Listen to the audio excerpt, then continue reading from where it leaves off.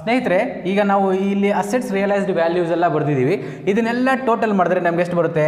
1,42,600 ಬರುತ್ತೆ. ಈಗ ಉಳಿದಿರುವಂತಹ ಅಡ್ಜಸ್ಟ್ಮೆಂಟ್ಸ್ ನಾನು ಏನು ಹೇಳಿದೆ, ಪಾರ್ಟ್ನರ್ಸ್ ಏನಾದರೂ ಅಸೆಟ್ಸ್ ಏನಾದರೂ ಟೇಕನ್ ಓವರ್ ಮಾಡಿದ್ರೆ ಅದನ್ನೇನಾದರೂ ಪಡ್ಕೊಂಡಿದ್ರೆ ಅದನ್ನು ರೆಕಾರ್ಡ್ ಮಾಡಬೇಕು. ಸೊ ಈ ಒಂದು ಪ್ರಾಬ್ಲಮಲ್ಲಿ ಈಗಾಗಲೇ ಹೇಳಿದೆ ನಾನು, ಅನಿತಾ ಇನ್ವೆಸ್ಟ್ಮೆಂಟ್ ತೊಗೊಂಡಿದ್ದಾರೆ 10% ಲೆಸ್ ವ್ಯಾಲ್ಯೂಗೆ. ಸೊ ಅದನ್ನು ಫಸ್ಟ್ ರೆಕಾರ್ಡ್ ಮಾಡೋಣ. ಓಕೆ, ಅದನ್ನೇನಂತ ರೆಕಾರ್ಡ್ ಮಾಡ್ತೀರಾ? By Anita's capital account. By Anita's capital account ಅಂತ ರೆಕಾರ್ಡ್ ಮಾಡ್ತೀರಾ. ಸೊ ಎಷ್ಟು ಇದು ಇನ್ವೆಸ್ಟ್ಮೆಂಟು? 50% ಆಫ್ ಇನ್ವೆಸ್ಟ್ಮೆಂಟ್ ಅಂತ ಹೇಳಿದ್ದಾರೆ. ಇನ್ವೆಸ್ಟ್ಮೆಂಟ್ ವ್ಯಾಲ್ಯೂ ನಾವು ಈಗಾಗಲೇ ನೋಡಿದ್ದೀವಿ, 10,000 ರೂಪಾಯಿ ಇದೆ. ಸೊ ಅದರಲ್ಲಿ 50% ತಗೊಂಡಿದ್ದಾರೆ. ಸೊ ಮೈನಸ್ ಎಷ್ಟಕ್ಕೆ ತಗೊಂಡಿದ್ದಾರೆ? ಇಲ್ಲಿ ಅಡ್ಜಸ್ಟ್ಮೆಂಟ್ ಪ್ರಕಾರ 50% of the investment at 10% less than the book value. ಇದು 10,000 ಬುಕ್ ವ್ಯಾಲ್ಯೂ. 10%ಗೆ 10,000 ಅಂದರೆ ಎಷ್ಟು ಬರುತ್ತೆ ನಮಗೆ? 10% ಅಂದರೆ 10/100 ಅಂತ. ಸೊ ನಮಗೆ 1,000 ಬರುತ್ತೆ. ಓಕೆ, ಸೊ ನಾನು ಇಲ್ಲಿ ಡೈರೆಕ್ಟಾಗಿ ನಿಮಗೆ 1,000 ಬರಿತಾ ಇದ್ದೀನಿ. ಯಾಕೆ 1,000 ಬರಿತಾ ಇದ್ದೀನಿ ಅಂದರೆ 10% ಅಂತ ಗೊತ್ತಾಗಲಿ ಅಂತ ಹೇಳ್ಬಿಟ್ಟು. ಸೊ ಎಷ್ಟು ಬರುತ್ತೆ ವ್ಯಾಲ್ಯೂ? 9,000 ಬರುತ್ತೆ. ಸೊ ಅದಾದಮೇಲೆ ನೆಕ್ಸ್ಟ್ ಅಡ್ಜಸ್ಟ್ಮೆಂಟ್ ಏನಿದೆ?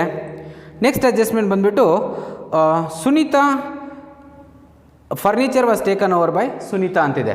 ಸೊ ವ್ಯಾಲ್ಯೂ ಅವರೇ ಕೊಟ್ಟಿದ್ದಾರೆ. ಸೊ ಡೈರೆಕ್ಟಾಗಿ ಬೈ ಸುನೀತಾ ಕ್ಯಾಪಿಟಲ್ ಅಕೌಂಟ್ ಅಂತ ಬರೆದ್ಬಿಡಿ. By Sunita's capital account 12,000 rupees. 12,000 ಅವರೇ ಕೊಟ್ಟಿದ್ದಾರೆ. ಓಕೆ, ಇದು ಮುಂದಿನ ಹಂತ, ಮೂರನೇ ಹಂತ. ನೆಕ್ಸ್ಟು ಲಯಬಿಲಿಟೀಸ್ ಏನಾದರೂ ಪೇ ಮಾಡಿದಾರಾ ಅಂತ ನೀವು ನೋಡಬೇಕು. ಸಾಮಾನ್ಯವಾಗಿ ಪ್ರಾಬ್ಲಮಲ್ಲಿ ಕೊಟ್ಟಿರ್ತಾರೆ ಯಾವ್ಯಾವ ಲಯಬಿಲಿಟೀಸ್ ಪೇ ಮಾಡಿದ್ದಾರೆ ಅಂತ. ಆ ಥರ ಏನಾದರೂ ಕೊಟ್ಟಿಲ್ಲ ಅಂದರೆ ನೀವು ಕಂಪಲ್ಸರಿಯಾಗಿ ಅಸ್ಯೂಮ್ ಮಾಡ್ಕೋಬೇಕು. ಅಂದರೆ ನೀವೇ ಊಹೆ ಮಾಡ್ಕೋಬೇಕು. ಏನಂತ ಊಹೆ ಮಾಡ್ಕೋಬೇಕು? ಎಲ್ಲ ಲಯಬಿಲಿಟೀಸ್ನ ಪೇ ಮಾಡಿದ್ದಾರೆ ಅಂತ. ಸೊ ಇಲ್ಲಿ ಲಯಬಿಲಿಟೀಸ್ ಅಂದರೆ ಯಾವ್ಯಾವು? ಇಲ್ಲಿ ನಾನು ಈಗಾಗಲೇ ಹೇಳಿದ್ನಲ್ಲ, ಕ್ರೆಡಿಟಾರ್ಸು, ಬಿಲ್ಸ್ ಪೇಬಲ್ಲು ಮತ್ತು ವನಿತಾಸ್ ಲೋನು. ಕೆಲವೊಮ್ಮೆ ಏನಾಗುತ್ತೆ, ಅಡ್ಜಸ್ಟ್ಮೆಂಟಲ್ಲಿ ಹೇಳಿರ್ತಾರೆ ಯಾರಾದರೂ ಪಾರ್ಟ್ನರ್ಸ್ ಏನಾದರೂ ಪೇ ಮಾಡಿದರೆ. ಉದಾಹರಣೆಗೆ ಈಗ ವನಿತಾಸ್ ಲೋನ್ ಪೇಡ್ ಬೈ ಅನಿತಾ ಅಂತ ಏನಾದರೂ ಕೊಟ್ಟಿದ್ರೆ ಇಲ್ಲಿ ಟು ಅನಿತಾಸ್ ಕ್ಯಾಪಿಟಲ್ ಅಕೌಂಟ್ ಅಂತ ಬರೆದ್ಬಿಟ್ಟು ಬ್ರ್ಯಾಕೆಟಲ್ಲಿ ವನಿತಾ ಲೋನ್ ಅಂತ ಬರಿಬೇಕು.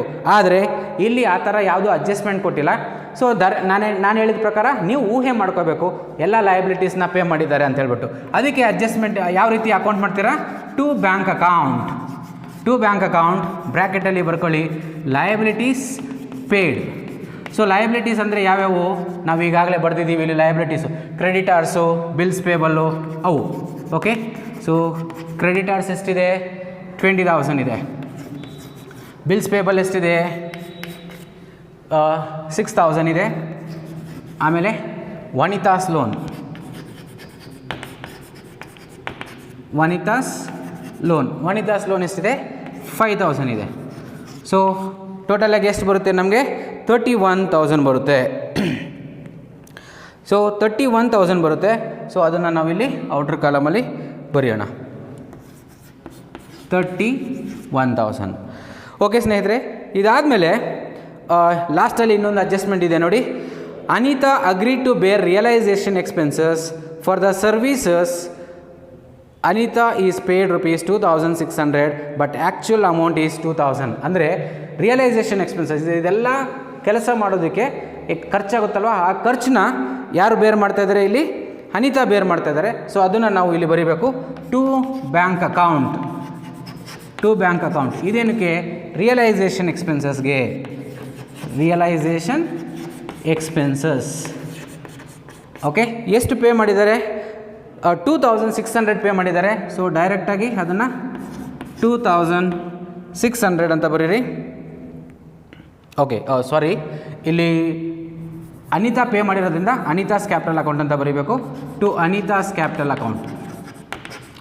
ಸಪೋಸ್ ಇಲ್ಲಿ ಪ್ರಾಬ್ಲಮಲ್ಲಿ ಡೈರೆಕ್ಟಾಗಿ ರಿಯಲೈಸೇಷನ್ ಎಕ್ಸ್ಪೆನ್ಸಸ್ ಅಂತ ಕೊಟ್ಟಿದ್ರೆ ಟು ಬ್ಯಾಂಕ್ ಅಕೌಂಟ್ ಅಂತ ಬರಿತೀವಿ.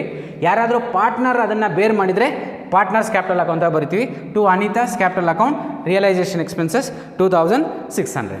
ಓಕೆ, ಇದು ರಿಯಲೈಸೇಷನ್ ಅಕೌಂಟ್. ಈಗ ನೆಕ್ಸ್ಟ್ ಸ್ಟೆಪ್ ಏನು?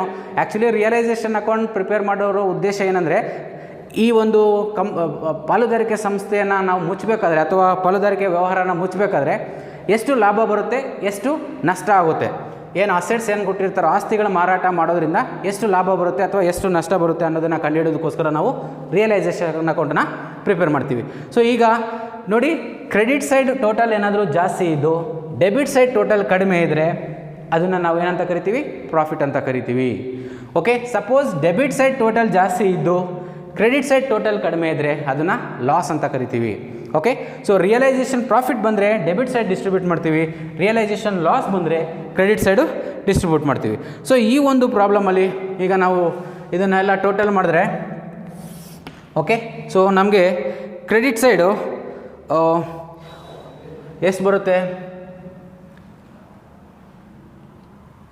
ಓಕೆ, ಸೊ 1,96,600, 1,96,600 ರೂಪಾಯಿ ಬರುತ್ತೆ. ಸೊ ಇಲ್ಲೂ ಕೂಡ ಅಷ್ಟೇ 1,96,600 ಬರುತ್ತೆ. ಓಕೆ, ಸೊ ಇದನ್ನೆಲ್ಲ ಆ್ಯಡ್ ಮಾಡಿದ್ರೆ ನಮಗೆ 1,95,600 ಬರುತ್ತೆ. ಸೊ ಇಲ್ಲಿ ಬ್ಯಾಲೆನ್ಸ್ ಎಷ್ಟಿರುತ್ತೆ? 1,000 ರೂಪಾಯಿ. ಸೊ 1,000 ರೂಪಾಯಿ ಬರುತ್ತೆ. ಆ 1,000 ರೂಪಾಯಿನ ನಾವು ಪ್ರಾಫಿಟ್ ಅಂತ ಕರಿತೀವಿ. ಪ್ರಾಫಿಟ್ ಬರಲಿ ಅಥವಾ ಲಾಸ್ ಬರಲಿ ಅದನ್ನು ಪಾರ್ಟ್ನರ್ಸ್ಗೆ ನಾವು ಡಿಸ್ಟ್ರಿಬ್ಯೂಟ್ ಮಾಡಬೇಕಾಗುತ್ತೆ. ಯಾವ ರೇಷಿಯೋದಲ್ಲಿ? ಪ್ರಾಫಿಟ್ ಶೇರಿಂಗ್ ರೇಷಿಯೋದಲ್ಲಿ ಡಿಸ್ಟ್ರಿಬ್ಯೂಟ್ ಮಾಡಬೇಕಾಗುತ್ತೆ. ಸೊ ಅದನ್ನು ನಾವು ಟು ಪಾರ್ಟ್ನರ್ಸ್ ಕ್ಯಾಪಿಟಲ್ ಅಕೌಂಟ್ ಅಂತ ಕರಿತೀವಿ. To partners capital account, profit distributed ಅಂತ ಬರೀಬೋದು ಇಲ್ಲಿ. Profit distributed. ಸೊ 2 ಪಾರ್ಟ್ನರ್ಸ್ ಇದ್ದಾರೆ, ಅನಿತಾ ಮತ್ತು ಸುನೀತಾ ಅಲ್ವಾ? ಸೊ ನಾನು ಬರೀ ಆಲ್ಫಾಬೆಟ್ಸ್ ಯೂಸ್ ಮಾಡ್ತಾಯಿದ್ದೀನಿ, ಅನಿತಾ ಮತ್ತು ಸುನೀತಾ ಅಂತ ಹೇಳ್ಬಿಟ್ಟು. ಸೊ ಎಷ್ಟಿದೆ ಪ್ರಾಫಿಟು? 1,000 ರೂಪಾಯಿ ಬಂದಿದೆ ಇಲ್ಲಿ. ಓಕೆ, ಸೊ ಯಾವ ರೇಷಿಯೋದಲ್ಲಿ ಡಿಸ್ಟ್ರಿಬ್ಯೂಟ್ ಮಾಡ್ತೀರಾ? ಅವ್ರ ಪ್ರಾಫಿಟ್ ಶೇರಿಂಗ್ ರೇಷಿಯೋ. ಇಲ್ಲಿ ಪ್ರಾಫಿಟ್ ಶೇರಿಂಗ್ ರೇಷಿಯೋ ಏನಿದೆ? ಈಕ್ವಲಿ ಅಂತ ಕೊಟ್ಟಿದ್ದಾರೆ. ಈಕ್ವಲಿ ಅಂದರೆ ಏನು? 1:1 ಅಂದರೆ 1/2. ಓಕೆ, ಸೊ ಒಬ್ಬೊಬ್ಬ ಪಾರ್ಟ್ನರ್ಗೆ ಎಷ್ಟು ಪ್ರಾಫಿಟ್ ಬರುತ್ತೆ? 500 ಬರುತ್ತೆ. ಓಕೆ, 500 ಬರುತ್ತೆ. ಓಕೆ ಸ್ನೇಹಿತರೆ, ಇದು ರಿಯಲೈಸೇಷನ್ ಅಕೌಂಟ್. ನಿಮ್ಮೆಲ್ಲರಿಗೂ ಅರ್ಥ ಆಯಿತು ಅನಿಸುತ್ತೆ. ಇಲ್ಲಿ ರಿಯಲೈಸೇಷನ್ ಅಕೌಂಟ್ ಮೇಲೆ 1-2 ಅಂಕಗಳ ಪ್ರಶ್ನೆನೂ ಕೇಳ್ಬೋದು. ರಿಯಲೈಸೇಷನ್ ಅಕೌಂಟ್ ಅಂದರೆ ಏನು ಅಂತ ಕೇಳ್ತಾರೆ. ಸೊ ರಿಯಲೈಸೇಷನ್ ಅಕೌಂಟ್ ಅಂದರೆ, realisation account is an account, it is prepared at the time of dissolution of partnership firm to ascertain profit or loss on realisation of assets ಅಂತ ಬರೆದ್ರೆ ಸಾಕು, 2 ಅಂಕಗಳು ಸಿಗುತ್ತೆ. ಆಮೇಲೆ ಇನ್ನೂ ಒಂದು ಪ್ರಶ್ನೆ ಯಾವ ರೀತಿ ಕೇಳ್ತಾರೆ ಅಂದರೆ, give the journal entries for assets taken over by the partner. ಯಾವುದಾದ್ರೂ ಪಾರ್ಟ್ನರ್ ಅಸೆಟ್ಸ್ ಏನಾದರೂ ತೊಗೊಂಡಿದ್ರೆ ಅದಕ್ಕೆ ಜರ್ನಲ್ ಎಂಟ್ರಿ ಕೊಡಿ ಅಂತ ಕರೀತಾರೆ. ಆವಾಗ ನೀವೇನು ಬರೀಬೇಕು? ಅಸೆಟ್ಸ್, ಇಲ್ಲಿ ಬರೆದಿದ್ದೀನಿ ನೋಡಿ, assets taken over. So partner capital account debtor to realisation account ಅಂತ ನೀವು ಬರೀಬೇಕಾಗುತ್ತೆ. ಇನ್ನೊಂದು ಸರಿ ರಿಪೀಟ್ ಮಾಡ್ತಾ ಇದ್ದೀನಿ, partner capital account debtor to realisation account, ಇದು ಅಸೆಟ್ಸ್ ಟೇಕನ್ ಓವರ್. ಲಯಬಿಲಿಟೀಸ್ ಆಗಿದ್ದರೆ realisation account debtor to partner capital account, ಇಲ್ಲಿ ಬರೆದಿದ್ದೀನಿ ನೋಡಿ. ಇಲ್ಲಿ ಯಾರೂ ಲಯಬಿಲಿಟೀಸ್ ತಗೊಂಡಿಲ್ಲ, ಸಾಮಾನ್ಯವಾಗಿ realisation account debtor to partners capital account. ಇವಾಗ ಏನಾದರೂ ಲಯಬಿಲಿಟೀಸ್ನ ಅಕ್ಸೆಪ್ಟ್ ಮಾಡಿದರೆ.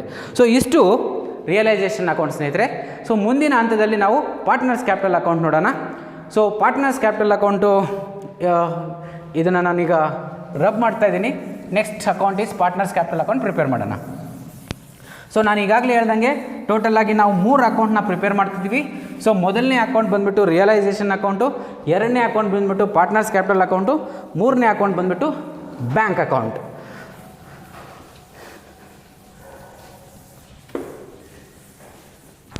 ಸೊ ಇಲ್ಲಿ ಎಷ್ಟು ಪಾರ್ಟ್ನರ್ಸ್ ಇರ್ತಾರೋ ಅಷ್ಟು ಪಾರ್ಟ್ನರ್ಸ್ ಕಾಲಮ್, ಪರ್ಟಿಕ್ಯುಲರ್ ಜೊತೆಗೆ ಅಷ್ಟು ಕಾಲಮ್ಸು, ಅಷ್ಟು ಪಾರ್ಟ್ನರ್ಸ್ ಕಾಲಮ್ಸ್ನ ಆಗಬೇಕಾಗುತ್ತೆ. ಸೊ ಹೆಡ್ಡಿಂಗ್ ಬರೀರಿ ಫಸ್ಟು, ಪಾರ್ಟ್ನರ್ಸ್ ಕ್ಯಾಪಿಟಲ್ ಅಕೌಂಟ್ ಅಂತ.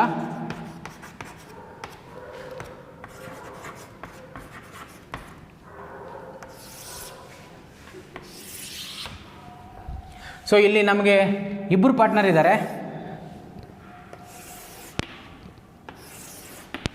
ಸೊ ಆದ್ದರಿಂದ ನಮಗೆ ಎಷ್ಟು ಕಾಲಮ್ಸ್ ಬೇಕು? 6 ಕಾಲಮ್ಸ್ ಬೇಕು, 6 ಕಾಲಮ್ಸ್ ಬೇಕು. So again same debit side ಮತ್ತು ಕ್ರೆಡಿಟ್ ಸೈಡ್. ಸೊ ಡೆಬಿಟ್ ಸೈಡಲ್ಲಿ particulars. So first partner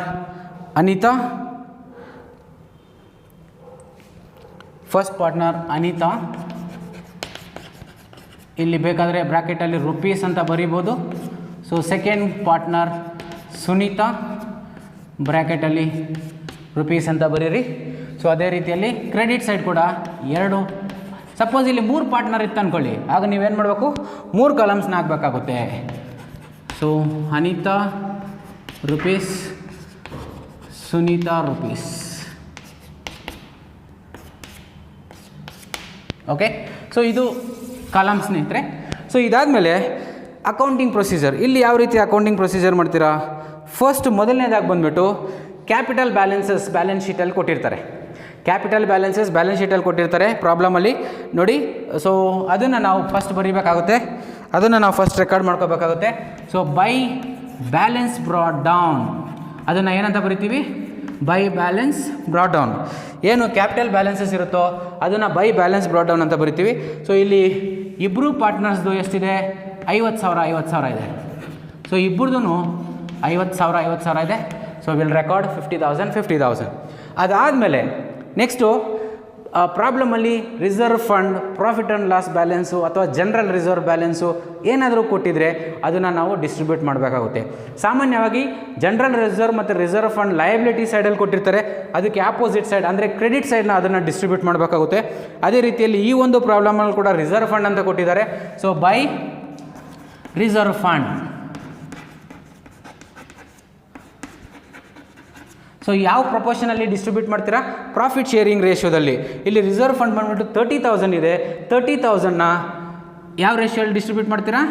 1:1 because they said equal partner ಅಂತ ಹೇಳಿದ್ದಾರೆ. ಸೊ ಆದ್ದರಿಂದ 30,000ನ ನೀವು 1:1 ಪ್ರಪೋರ್ಷನಲ್ಲಿ ಡಿಸ್ಟ್ರಿಬ್ಯೂಟ್ ಮಾಡಿದ್ರೆ ಒಬ್ಬೊಬ್ಬರಿಗೆ ಎಷ್ಟೆಷ್ಟು ಬರುತ್ತೆ? 15,000 ರೂಪಾಯಿ ಬರುತ್ತೆ. ಒಬ್ಬೊಬ್ಬ ಪಾರ್ಟ್ನರ್ಗೆ 15,000 ರೂಪಾಯಿ ಬರುತ್ತೆ. ಸೊ ಇದಾದಮೇಲೆ ನೆಕ್ಸ್ಟ್ ನೀವೇನು ಮಾಡಬೇಕು? ಪ್ರಾಫಿಟ್ ಬಂದಿರುತ್ತಲ್ವ, ರಿಯಲೈಸೇಷನ್ ಪ್ರಾಫಿಟ್ ಅಥವಾ ರಿಯಲೈಸೇಷನ್ ಲಾಸ್ ಬಂದಿರುತ್ತಲ್ವ, ಅದನ್ನು ನಾವು ಪಾರ್ಟ್ನರ್ಸ್ ಕ್ಯಾಪಿಟಲ್ ಅಕೌಂಟ್ಗೆ ಟ್ರಾನ್ಸ್ಫರ್ ಮಾಡಬೇಕು. ಸಾಮಾನ್ಯವಾಗಿ ಈ ಒಂದು ಪ್ರಾಬ್ಲಮಲ್ಲಿ ರಿಯಲೈಸೇಷನ್ ಪ್ರಾಫಿಟ್ ಇದೆ. ಸೊ ಅದಕ್ಕೋಸ್ಕರ ನಾನು ಅದನ್ನು ಆಪೋಸಿಟ್ ಸೈಡ್ ಅಂದರೆ ಡೆಬಿಟ್ ಸೈಡ್ ಪ್ರಾಫಿಟ್ ಬಂದಿದೆ. ನಿಮಗೆ ಬೇಸಿಕ್ ಅಕೌಂಟಿಂಗ್ ಪ್ರಿನ್ಸಿಪಲ್ ಗೊತ್ತಿರುತ್ತೆ. ಸೊ ಯಾವ ಕಡೆ ಪ್ರಾಫಿಟ್ ಬಂದಿರುತ್ತೋ ಅದಕ್ಕೆ ನೆಕ್ಸ್ಟ್ ಅಕೌಂಟಿಗೆ ಟ್ರಾನ್ಸ್ಫರ್ ಮಾಡಬೇಕಾದ್ರೆ ಅದನ್ನು ಆಪೋಸಿಟ್ ಸೈಡಲ್ಲಿ ಮಾಡ್ತೀವಿ. ಸೊ ಇಲ್ಲೂ ಕೂಡ ಅಷ್ಟೇ. ಸೊ ಬೈ ರಿಯಲೈಸೇಷನ್ ಅಕೌಂಟ್ ಏನಕ್ಕೆ? ಇದು ಪ್ರಾಫಿಟ್ ಟ್ರಾನ್ಸ್ಫರ್ಡ್. ಏನು ಪ್ರಾಫಿಟ್ ಬಂದಿರುತ್ತೋ ಆ ಪ್ರಾಫಿಟ್ನ ಟ್ರಾನ್ಸ್ಫರ್ ಮಾಡಿರ್ತೀವಿ. ಲಾಸ್ ಬಂದರೆ ಡೆಬಿಟ್ ಸೈಡ್ ಮಾಡ್ತೀವಿ, ಪ್ರಾಫಿಟ್ ಬಂದರೆ ಕ್ರೆಡಿಟ್ ಸೈಡ್ ಮಾಡ್ತೀವಿ. ಸೊ ಎಷ್ಟಿದೆ? 500 rupees ಇದೆ. ಆಮೇಲೆ ತುಂಬ ಮುಖ್ಯವಾಗಿ ಪಾರ್ಟ್ನರ್ಸ್ ಕ್ಯಾಪಿಟಲ್ ಅಕೌಂಟ್ ಪ್ರಿಪೇರ್ ಮಾಡಬೇಕಾದ್ರೆ ನೀವು ರಿಯಲೈಸೇಷನ್ ಅಕೌಂಟ್ ನೋಡಬೇಕು. ಎಲ್ಲೆಲ್ಲಿ ಪಾರ್ಟ್ನರ್ಸ್ ಕ್ಯಾಪಿಟಲ್ ಅಕೌಂಟ್ ಅಂತ ರೆಕಾರ್ಡ್ ಮಾಡಿರ್ತೀವೋ ಅದನ್ನು ಇಲ್ಲಿಗೆ ಟ್ರಾನ್ಸ್ಫರ್ ಮಾಡಬೇಕು. ಸಾಮಾನ್ಯವಾಗಿ ಏನಕ್ಕೆ ಮಾಡಿರ್ತೀವಿ? ಅಸೆಟ್ಸ್ ಏನಾದರೂ ತಗೊಂಡಿದ್ರೆ ಅಥವಾ ಲಯಬಿಲಿಟೀಸ್ ಏನಾದರೂ ಪೇ ಮಾಡಿದರೆ ಅಥವಾ ರಿಯಲೈಸೇಷನ್ ಎಕ್ಸ್ಪೆನ್ಸಸ್. ಜ್ಞಾಪಕ ಇರಲಿ, ರಿಯಲೈಸೇಷನ್ ಎಕ್ಸ್ಪೆನ್ಸಸ್ನ ನಾವು ಡಿಸಲ್ಯೂಷನ್ ಎಕ್ಸ್ಪೆನ್ಸಸ್ ಅಂತಲೂ ಕರಿತೀವಿ. ರಿಯಲೈಸೇಷನ್ ಎಕ್ಸ್ಪೆನ್ಸಸ್ನ ಡಿಸಲ್ಯೂಷನ್ ಎಕ್ಸ್ಪೆನ್ಸಸ್ ಅಂತಲೂ ಕರಿತೀವಿ. ಸೊ ಅದನ್ನೇನಾದರೂ ಪಾವತಿ ಮಾಡಿದರೆ ಅದನ್ನು ಕೂಡ ನಾವಿಲ್ಲಿ ರೆಕಾರ್ಡ್ ಮಾಡಬೇಕಾಗುತ್ತೆ. ಸೊ ಈ ಒಂದು ಪ್ರಾಬ್ಲಮಲ್ಲಿ ಯಾರು ಪೇ ಮಾಡಿದ್ರು ರಿಯಲೈಸೇಷನ್ ಎಕ್ಸ್ಪೆನ್ಸಸ್ನ ಅನಿತಾ ಪೇ ಮಾಡಿದ್ದಾರೆ. ಸೊ ಅದನ್ನು ನಾವು ಬರೀಬೇಕಾಗುತ್ತೆ ಇಲ್ಲಿ ಬೈ ರಿಯಲೈಸೇಷನ್ ಅಕೌಂಟ್. ಯಾರು ಪೇ ಮಾಡಿರೋದು? ಅನಿತಾ. ಎಷ್ಟು ಪೇ ಮಾಡಿದ್ದಾರೆ? 2,600 ಪೇ ಮಾಡಿದ್ದಾರೆ. 2,600 ಪೇ ಮಾಡಿದ್ದಾರೆ. ಓಕೆ, ಸೊ ಅದಾದಮೇಲೆ ಅಸೆಟ್ಸ್ ಟೇಕನ್ ಓವರ್ ನೋಡಿ. ನೀವು ರಿಯಲೈಸೇಷನ್ ಅಕೌಂಟ್ ಕ್ರೆಡಿಟ್ ಸೈಡ್ ನೋಡಿದ್ರೆ ಬೈ ಅನಿತಾ ಕ್ಯಾಪಿಟಲ್ ಅಕೌಂಟ್ ಅಂತ ಬರೀತೀವಿ ಮತ್ತು ಬೈ ಸುನೀತಾ ಕ್ಯಾಪಿಟಲ್ ಅಕೌಂಟ್ ಅಂತ ಬರೀತಿದ್ದೀವಿ. ಏನಕ್ಕೆ? Assets taken over. ಸೊ ಅದನ್ನು ನಾವು ಟು ರಿಯಲೈಸೇಷನ್ ಅಕೌಂಟ್ ಅಂತ ಬರಿತೀವಿ. ಸೊ ನೀವು ಬೇಕಾದರೆ ಸಪ್ರೇಟಾಗಿ ತೋರಿಸ್ಬೋದು, ಇಲ್ಲಾಂದರೆ ಎರಡೂ ಒಂದೇ ಸರಿ ಬರುತ್ತೆ. ಬಟ್ ಸಪ್ರೇಟ್ ತೋರಿಸೋದ್ರಿಂದ ನಾವು ಮೆನ್ಷನ್ ಮಾಡೋದಕ್ಕೆ ಸಾಧ್ಯ ಆಗುತ್ತೆ. ಸೊ ಇಲ್ಲಿ ಅನಿತಾ ಇನ್ವೆಸ್ಟ್ಮೆಂಟ್ ತಗೊಂಡಿದ್ದಾರೆ 9,000 rupees. ಸೊ ಅದನ್ನು ನಾವು ಬೇಕಾದರೆ ಬ್ರ್ಯಾಕೆಟಲ್ಲಿ ಮೆನ್ಷನ್ ಮಾಡ್ಬೋದು, ಇನ್ವೆಸ್ಟ್ಮೆಂಟ್ ಟೇಕನ್ ಓವರ್ ಅಂತ. ಅದೇ okay, investment taken over. So ಅದೇ ರೀತಿಯಲ್ಲಿ ಸುನೀತಾ ಕ್ಯಾಪಿಟಲ್ ಅಕೌಂಟಲ್ಲೂ ಇದೆ. So to realisation account. ಇದು ಏನಕ್ಕೆ ರಿಯಲೈಸೇಷನ್ ಅಕೌಂಟು? ಸುನೀತಾ ಏನು ತಗೊಂಡಿದ್ದಾರೆ? ಫರ್ನಿಚರ್ ತಗೊಂಡಿದ್ದಾರೆ. ಓಕೆ, ಸೊ ಫರ್ನಿಚರ್ ತಗೊಂಡಿದ್ದಾರೆ, ಅದನ್ನು ನಾವು ಫರ್ನಿಚರ್ ಟುಕ್ ಓವರ್ ಅಂತ ಬರೀಬೋದು ಅಥವಾ ಫರ್ನಿಚರ್ ಟೇಕನ್ ಓವರ್ ಅಂತಲೂ ಬರೀಬೋದು. Furniture took over. ಎಷ್ಟು ರೂಪಾಯಿಗೆ ತಗೊಂಡಿದ್ದಾರೆ ಫರ್ನಿಚರ್ನ? 12,000 rupees ತಗೊಂಡಿದ್ದಾರೆ. ಸೊ ಸುನೀತಾ ಅಕೌಂಟಲ್ಲಿ 12,000 ರೆಕಾರ್ಡ್ ಮಾಡಬೇಕಾಗುತ್ತೆ. ಸೊ ಒಂದು ಸರಿ ನೀವು ಎಲ್ಲ ಚೆಕ್ ಮಾಡಿದ್ದಾದಮೇಲೆ ಇನ್ನು ಯಾವುದೇ ಅಡ್ಜಸ್ಟ್ಮೆಂಟ್ ಪೆಂಡಿಂಗ್ ಇಲ್ಲ, ಯಾವುದೇ ಬ್ಯಾಲೆನ್ಸ್ ಇಲ್ಲ ಅಂತ ತಿಳಿದುಕೊಂಡ್ಮೇಲೆ ನಾವು ಅಕೌಂಟ್ಸ್ನ ಕ್ಲೋಸ್ ಮಾಡಬೇಕಾಗುತ್ತೆ. ಸೊ ಯಾವ ರೀತಿ ಅಕೌಂಟ್ಸ್ ಕ್ಲೋಸ್ ಮಾಡ್ತೀರಾ, ಈಗಾಗಲೇ ನೀವು ಫಸ್ಟ್ ಪಿ ಯು ಸಿಯಲ್ಲಿ ಕಲ್ತಿರ್ತೀರಾ ಅಕೌಂಟ್ಸ್ನ ಯಾವ ರೀತಿ ಕ್ಲೋಸ್ ಮಾಡಬೇಕಂತ ಹೇಳ್ಬಿಟ್ಟು. ಓಕೆ, ಸೊ ಡೆಬಿಟ್ ಸೈಡ್ ಮತ್ತು ಕ್ರೆಡಿಟ್ ಸೈಡ್, ಡೆಬಿಟ್ ಸೈಡ್ ಮತ್ತು ಕ್ರೆಡಿಟ್ ಸೈಡ್ ಟೋಟಲ್ ನೋಡಿ. ಸೊ ಯಾವ ಕಡೆ ಟೋಟಲ್ ಜಾಸ್ತಿ ಇರುತ್ತೋ ಆ ಟೋಟಲ್ನ ಎರಡೂ ಕಡೆ ಬರಿಬೇಕಾಗುತ್ತೆ. ಸೊ ಡಿಫ್ರೆನ್ಸ್ ಇರೋದನ್ನು ನೀವು ಟು ಬ್ಯಾಲೆನ್ಸ್ ಕ್ಯಾರಿ ಡೌನ್ ಅಥವಾ ಇಲ್ಲಿ ಏನು ಡಿಫ್ರೆನ್ಸ್ ಬರುತ್ತಲ್ಲ ಅದನ್ನು ಟು ಬ್ಯಾಂಕ್ ಅಕೌಂಟ್ ಅಂತ ಬರೀಬೇಕಾಗುತ್ತೆ. ಅದನ್ನು ಬ್ಯಾಲೆನ್ಸಿಂಗ್ ಫಿಗರ್ ಅಂತ ಕರಿತೀವಿ. ಸೊ ಸಾಮಾನ್ಯವಾಗಿ ಇಲ್ಲಿ ಫಿಗರ್ಸ್ ನೋಡ್ತಾ ಇದ್ದರೆ ಈ ಒಂದು ಪ್ರಾಬ್ಲಮಲ್ಲಿ ಕ್ರೆಡಿಟ್ ಸೈಡೇ ಟೋಟಲ್ ಜಾಸ್ತಿ ಇದ್ದಂಗೆ ಕಾಣಿಸ್ತಿದೆ. ಸೊ ಒಂದ್ಸರಿ ಚೆಕ್ ಮಾಡಿಬಿಡೋಣ. 65,500 ಇದೆ, ಇಲ್ಲಿ ಬರೀ 12,000 ಇದೆ. ಸೊ 65,500 ಇಲ್ಲಿ 65,500 ಇದೆ, ಈ ಕಡೆನೇ ಜಾಸ್ತಿ ಇದೆ. ಸೊ ಅದೇ ಮೊತ್ತವನ್ನು ನಾನು ಇಲ್ಲೂ ಬರೀತಾ ಇದ್ದೀನಿ, 65,500. ಸೊ ಅದೇ ರೀತಿಯಲ್ಲಿ ಇಲ್ಲಿ ನಮಗೆ 68,100 ರೂಪಾಯಿ ಬರುತ್ತೆ ಅನಿತಾ ಬ್ಯಾಲೆನ್ಸು. ಸೊ ಇಲ್ಲಿ 68,100 ರೂಪಾಯಿ ನಾನು ಇಲ್ಲಿ ಬರಿತಾ ಇದ್ದೀನಿ. ಓಕೆ, ಸೊ ಇಷ್ಟಾದಮೇಲೆ ನಾವೇನು ಮಾಡಬೇಕು, ಈಗ ಈ ಒಂದು ಮೊತ್ತದಲ್ಲಿ ಇದನ್ನು ಮೈನಸ್ ಮಾಡಬೇಕು. ಡಿಫ್ರೆನ್ಸ್ ಬರುತ್ತಲ್ವ ಅದನ್ನು ಬ್ಯಾಲೆನ್ಸಿಂಗ್ ಫಿಗರ್ ಅಂತ ಕರಿತೀವಿ. ಅದನ್ನು ಎಲ್ಲಿಗೆ ಟ್ರಾನ್ಸ್ಫರ್ ಮಾಡ್ತೀವಿ, ಬ್ಯಾಂಕ್ ಅಕೌಂಟಿಗೆ ಟ್ರಾನ್ಸ್ಫರ್ ಮಾಡ್ತೀವಿ, ಟು ಬ್ಯಾಂಕ್ ಅಕೌಂಟ್. ಸೊ ಬ್ರ್ಯಾಕೆಟಲ್ಲಿ ಬರೀರಿ ಕ್ಲೋಸಿಂಗ್ ಕ್ಯಾಪಿಟಲ್ ಅಂತ ಬರೀರಿ, ಅಥವಾ ಬ್ಯಾಲೆನ್ಸಿಂಗ್ ಫಿಗರ್ ಅಂತಾದರೂ ಬರಿಬೋದು. ಕ್ಲೋಸಿಂಗ್ ಕ್ಯಾಪಿಟಲ್ ಅಥವಾ ಬ್ಯಾಲೆನ್ಸಿಂಗ್ ಫಿಗರ್ ಅಂತಾದರೂ ಬರಿಬೋದು. ಕ್ಲೋಸಿಂಗ್ ಕ್ಯಾಪಿಟಲ್ ಅಥವಾ ಬ್ಯಾಲೆನ್ಸಿಂಗ್ ಫಿಗರ್. ಸೊ 68,100 ರೂಪಾಯಲ್ಲಿ 59,000 ರೂಪಾಯಿ ಮೈನಸ್ ಮಾಡಿದ್ರೆ ಸೊ ಇಲ್ಲಿ ಎಷ್ಟು ಬರುತ್ತೆ, 68,100 ರೂಪಾಯಿ ಮೈನಸ್ 9,000 ರೂಪಾಯಿ, 59,100 ಬರುತ್ತೆ. 59,100 ರೂಪಾಯಿ ಬರುತ್ತೆ. ಸೊ ಅದೇ ರೀತಿಯಲ್ಲಿ 65,500 ಮೈನಸ್ 12,000, 53,500 ಬರುತ್ತೆ. 53,500 ಬರುತ್ತೆ. ಓಕೆ, 53,500. ಸೊ ಇದು ನಿಮಗೆ ಅರ್ಥ ಆಯಿತು ಅನಿಸುತ್ತೆ. ಸೊ ನೆಕ್ಸ್ಟು ನಾವು ಬ್ಯಾಂಕ್ ಅಕೌಂಟ್ನ ಪ್ರಿಪೇರ್ ಮಾಡಬೇಕಾಗುತ್ತೆ. ಓಕೆ ಸ್ನೇಹಿತರೆ, ಸೊ ನೆಕ್ಸ್ಟ್ ಬ್ಯಾಂಕ್ ಅಕೌಂಟ್ನ ಪ್ರಿಪೇರ್ ಮಾಡೋಣ. ಓಕೆ, ಈಗ ಇದನ್ನು ರಬ್ ಮಾಡೋಣ. ನೆಕ್ಸ್ಟ್ ಬ್ಯಾಂಕ್ ಅಕೌಂಟ್ ಪ್ರಿಪೇರ್ ಮಾಡೋಣ.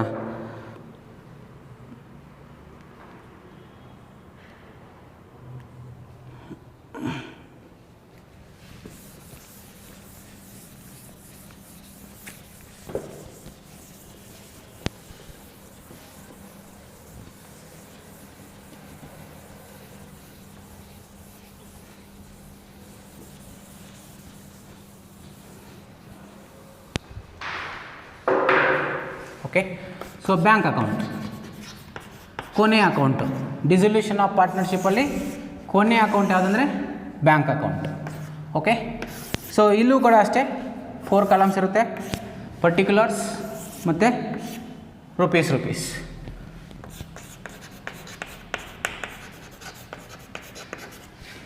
ಪರ್ಟಿಕ್ಯುಲರ್ಸ್, ರುಪೀಸ್,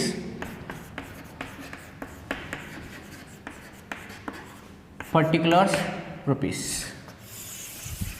ಓಕೆ, ಸೊ ಈ ಅಕೌಂಟ್ ಮಾಡಬೇಕಾದ್ರೆ ನಾವು ಏನು ನೋಡಬೇಕಾಗುತ್ತೆ, ಮೊದಲನೇದಾಗಿ ನಾವು ಏನು ಬ್ಯಾಲೆನ್ಸ್ ಶೀಟಲ್ಲಿ ಅಸೆಟ್ಸ್ ಬರೀಬೇಕಾದ್ರೆ ಕ್ಯಾಶ್ ಬ್ಯಾಲೆನ್ಸ್ ಕೊಟ್ಟಿರ್ತಾರಲ್ವ, ಮೊದಲನೇದಾಗಿ ಅದನ್ನು ಬರೀಬೇಕು, ಟು ಬ್ಯಾಲೆನ್ಸ್ ಬ್ರಾಡ್ ಡೌನ್. ಏನಂತ ಬರೀಬೇಕು, ಟು ಬ್ಯಾಲೆನ್ಸ್ ಬ್ರಾಡ್ ಡೌನ್. ಎಷ್ಟಿದೆ ಕ್ಯಾಶ್ ಬ್ಯಾಲೆನ್ಸು? ಕ್ಯಾಶ್ ಬ್ಯಾಲೆನ್ಸ್ ಇಲ್ಲಿ ಈ ಒಂದು ಪ್ರಾಬ್ಲಮಲ್ಲಿ ನಮಗೆ 6,000 ರೂಪಾಯಿ ಇದೆ. ಓಕೆ, ಸೊ 6,000 ರೂಪಾಯಿನ ಬರೀಬೇಕು, ಟು ಬ್ಯಾಲೆನ್ಸ್ ಬ್ರಾಡ್ ಡೌನ್. ಅದಾದಮೇಲೆ ಅಸೆಟ್ಸ್ ರಿಯಲೈಸ್ಡ್ ವ್ಯಾಲ್ಯೂ ಬರೀಬೇಕು, to realisation account. To realisation account ಎಷ್ಟಿದೆ, 1,42,600. 1,42,600. ಸೊ ಅದನ್ನು ಬೇಕಾದರೆ ಬ್ರ್ಯಾಕೆಟಲ್ಲಿ ಮೆನ್ಷನ್ ಮಾಡಿ, ಅಸೆಟ್ಸ್ ರಿಯಲೈಸ್ಡ್ ಅಂತ, ಅಸೆಟ್ಸ್ ರಿಯಲೈಸ್ಡ್. ಓಕೆ, ಸೊ ಅದಾದಮೇಲೆ ಕ್ರೆಡಿಟ್ ಸೈಡ್ ನೋಡಿ. ಸೊ ರಿಯಲೈಸೇಷನ್ ಅಕೌಂಟಲ್ಲಿ ನಾವು ಟು ಬ್ಯಾಂಕ್ ಅಂತ ಬರೆದಿದ್ದೀವಿ, ಲಯಬಿಲಿಟೀಸ್ ಪೇ ಮಾಡಿದ್ದಕ್ಕೆ. ಸೊ ಅದನ್ನು ನಾವಿಲ್ಲಿ ಬೈ ರಿಯಲೈಸೇಷನ್ ಅಕೌಂಟ್ ಅಂತ ಬರೀಬೇಕಾಗುತ್ತೆ. ಸೊ ಬೈ ರಿಯಲೈಸೇಷನ್ ಅಕೌಂಟ್ ಏನಕ್ಕೆ ಇದು, ಲಯಬಿಲಿಟೀಸ್ ಪೇಯ್ಡ್, ಲಯಬಿಲಿಟೀಸ್ ಪೇಯ್ಡ್ ಎಷ್ಟಿದೆ ಲಯಬಿಲಿಟೀಸ್ ಪೇಯ್ಡ್ ಇಲ್ಲಿ 31,000 ರೂಪಾಯಿ ಇದೆ. Liabilities paid 31,000. ಸೊ ಅದನ್ನು 31,000 ಬರೀರಿ ಲಯಬಿಲಿಟೀಸ್ ಪೇಯ್ಡ್. ಅದಾದಮೇಲೆ ಓಕೆ, ಸೊ ನಾನು ಈಗಾಗಲೇ ಹೇಳಿದೆ ಅಡ್ಜಸ್ಟ್ಮೆಂಟಲ್ಲಿ ಏನಾದರೂ ಪಾರ್ಟ್ನರ್ಸ್ ಏನಾದರೂ ಲೋನ್ ತಗೊಂಡಿದ್ರೆ ಆ ಲೋನ್ನ ನಾವು ಫಸ್ಟ್ ರೀಪೇ ಮಾಡ್ತೀವಿ, ಅದಾದಮೇಲೆ ಬ್ಯಾಲೆನ್ಸ್ನ ನಾವು ಬೇರೆಯವ್ರಿಗೆ ಸೆಟ್ಲ್ ಮಾಡ್ತೀವಿ, ಕ್ಲೋಸಿಂಗ್ ಬ್ಯಾಲೆನ್ಸ್ನ. ಸೊ ಪಾರ್ಟ್ನರ್ಸ್ ಲೋನ್, ಇಲ್ಲಿ ಯಾರ್ದು ಲೋನ್ ಇರೋದು? ಅನಿತಾ ಲೋನ್ ಇದೆ. ಅನಿತಾ ಲೋನ್ನ ರೀಪೇ ಮಾಡ್ತಾಯಿದ್ದೀವಿ ಬೈ ಅನಿತಾಸ್ ಲೋನ್. ಎಷ್ಟಿದೆ ಅನಿತಾಸ್ ಲೋನು? ಅನಿತಾಸ್ ಲೋನು 5,000 ಇದೆ. ಅನಿತಾಸ್ ಲೋನ್ 5,000 ಇದೆ. ಸೊ ಆಮೇಲೆ ಕ್ಲೋಸಿಂಗ್ ಬ್ಯಾಲೆನ್ಸ್ ಆಫ್ ಪಾರ್ಟ್ನರ್ಸ್ ಇದೆಯಲ್ವಾ, ಸೊ ಅದನ್ನು ರೆಕಾರ್ಡ್ ಮಾಡಬೇಕಾಗುತ್ತೆ. So by Anita capital account. So to bank ಅಂತ ಬರ್ದಿದ್ವಲ್ಲ ಅಲ್ಲಿ difference balancing figure, closing balance ಅಂತ ಬರೆದ್ಬಿಟ್ಟು, ಸೊ ಅದನ್ನು ಇಲ್ಲಿ ಬರೀಬೇಕಾಗುತ್ತೆ. ಸೊ 59,100 59,100 ರೂಪಾಯಿ. ಮತ್ತು Sunita capital account by Sunita capital account. Sunita capital account. So Sunita capital account ಎಷ್ಟೇ? 53,500 ರೂಪಾಯಿ ಇದೆ. 53,500 ರೂಪಾಯಿ. ಸೊ ಇಷ್ಟು ಎಂಟ್ರೀಸ್ ಸ್ನೇಹಿತರೆ. ಈಗ ಏನು ಮಾಡಬೇಕು ನಾವು? ಫೈನಲ್ ಆಗಿ ಬ್ಯಾಂಕ್ ಅಕೌಂಟ್ನ ಬ್ಯಾಲೆನ್ಸ್ ಮಾಡಬೇಕು. ಸೊ ಸಾಮಾನ್ಯವಾಗಿ bank account balance debit side ಮತ್ತು ಕ್ರೆಡಿಟ್ ಸೈಡು, ನಾನು ಇಲ್ಲಿ ಡೆಬಿಟ್ ಕ್ರೆಡಿಟ್ ಅಂತ ಬರೆಯೋದು ಮರ್ತೋಗಿದೆ, ಬರ್ಕೊಳ್ಳಿ ದಯವಿಟ್ಟು. ಡೆಬಿಟ್ ಕ್ರೆಡಿಟ್ ತುಂಬ ಇಂಪಾರ್ಟೆಂಟು. ಸೊ ಡೆಬಿಟ್ ಸೈಡು ಮತ್ತು ಕ್ರೆಡಿಟ್ ಸೈಡ್ ಎರಡೂ ಬ್ಯಾಲೆನ್ಸ್ ಆದರೆ, ಓಕೆ, ಸೇಮ್ ಬ್ಯಾಲೆನ್ಸ್ ಬಂದರೆ ಎರಡೂ ಕಡೆ, ಆಗ ನಮ್ಮ ಒಂದು ಉತ್ತರ ಸರಿ ಇದೆ ಅಂತ. ಇಲ್ಲಾಂದರೆ ಉತ್ತರ ಸರಿ ಇಲ್ಲ ಅಂತ ಹೇಳ್ಬಿಟ್ಟು. ಸೊ ಇಲ್ಲಿ ನಮಗೆ ಈಸಿಯಾಗಿ ಗೊತ್ತಾಗ್ತದೆ. 1,42,600 ಪ್ಲಸ್ 1,42,600 ಪ್ಲಸ್ 6,000 ಎಷ್ಟು ಬರುತ್ತೆ? 1,48,600 ರೂಪಾಯಿ ಬರುತ್ತೆ. 1,48,600. ಸೊ ಅದೇ ರೀತಿಯಲ್ಲಿ ನಾವು ಇಲ್ಲಿ ನೋಡೋಣ, ಕ್ರೆಡಿಟ್ ಸೈಡಲ್ಲಿ ನೋಡೋಣ. ಸೊ ಮೊದಲನೇದಾಗಿ ಎಷ್ಟಿದೆ? 31,000 ಇದೆ. ಸೊ ಅದಾದಮೇಲೆ 5,000 ಇದೆ. ಸೊ ಅದಾದಮೇಲೆ 59,100 ರೂಪಾಯಿ ಇದೆ. ಸೊ ಅದಾದಮೇಲೆ 53,500 ರೂಪಾಯಿ ಇದೆ. ಸೊ ಕ್ರೆಡಿಟ್ ಸೈಡ್ ಕೂಡ ನಮಗೆ 1,48,600 ರೂಪಾಯಿ ಬರುತ್ತೆ. ಅಂದರೆ ನಾವು ಮಾಡಿರುವಂಥ ಪ್ರಾಬ್ಲಮ್ ಸೊಲ್ಯೂಷನ್ ಇದೆಯೋ ಅದು ಸರಿ ಇದೆ ಅಂತ ಅರ್ಥ. ಸೊ ಇಷ್ಟು ಮಾಡಿದ್ರೆ ನಿಮಗೆ ಎಕ್ಸಾಮಲ್ಲಿ 12 ಮಾರ್ಕ್ಸ್ ಕೊಡ್ತಾರೆ, 12 ಮಾರ್ಕ್ಸ್ ಕೊಡ್ತಾರೆ. ತುಂಬ ಸಿಂಪಲ್ಲು. ಲಾಜಿಕ್ ಅರ್ಥ ಮಾಡ್ಕೊಳ್ಳಿ, ಸ್ಟೆಪ್ ಬೈ ಸ್ಟೆಪ್ ಲಾಜಿಕ್ ಅರ್ಥ ಮಾಡ್ಕೊಂಡ್ರೆ ಈಸಿಯಾಗಿ ನೀವು 12 ಮಾರ್ಕ್ಸ್ ತಗೋಬೋದು. ಸೊ ಈ ಒಂದು ಕಾನ್ಸೆಪ್ಟ್ ನಿಮಗೆ ಟಾರ್ಗೆಟ್ 35 ಇನ್ನೊಂದು 12 ಅಂಕಗಳು ನಿಮಗೆ ಆ್ಯಡ್ ಆಯಿತು. ಸೊ ಮುಂದಿನ ವೀಡಿಯೋದಲ್ಲಿ ನಾವು ಇನ್ನೊಂದು ಕಾನ್ಸೆಪ್ಟ್ ತೊಗೊಂಡು ಡಿಸ್ಕಸ್ ಮಾಡೋಣ. ಧನ್ಯವಾದಗಳು ಸ್ನೇಹಿತರೆ. ನಿಮ್ಗೇನಾದರೂ ಡೌಟ್ಸ್ ಇದ್ದರೆ ಚಾಟ್ ಬಾಕ್ಸಲ್ಲಿ ನನಗೆ ಮೆಸೇಜ್ ಕಳಿಸಿ, ನಿಮಗೆ ರಿಪ್ಲೈ ಮಾಡ್ತೀನಿ. Thank you. ಓಕೆ, ನಿಮಗೆ ಏನಾದರೂ ನನ್ನ ಎಕ್ಸ್ಪ್ಲನೇಷನ್ ಎಲ್ಲ ಇಷ್ಟವಾದಲ್ಲಿ ಲೈಕ್ ಮಾಡಿ, ಮತ್ತು ನಿಮ್ಮ ಸ್ನೇಹಿತರಿಗೂ ಕೂಡ ಶೇರ್ ಮಾಡಿ, ಅವ್ರಿಗೂ ಸ್ವಲ್ಪ ಉಪಯೋಗ ಆಗಲಿ. ಓಕೆ, ಧನ್ಯವಾದಗಳು.